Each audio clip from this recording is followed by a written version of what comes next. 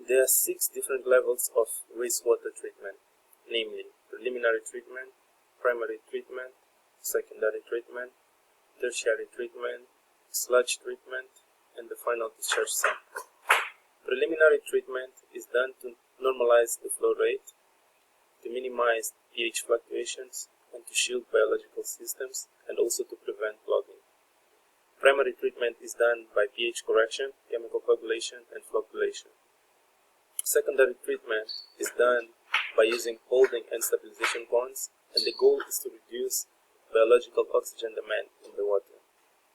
Tertiary treatment is done to remove specific pollutants such as non-biodegradable materials and heavy metals, and it will be done by using a filter.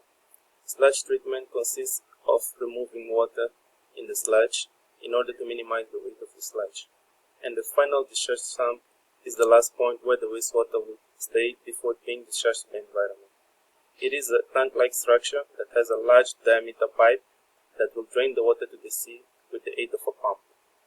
In the discharge sump, there are pH and temperature sensors, and the wastewater will only be discharged after the parameters are compliant with the regulations. So the wastewater will come from plant 1, 2, and 3, and will go through all these unit operations until the final discharge sump, where it will be discharged to the environment only if the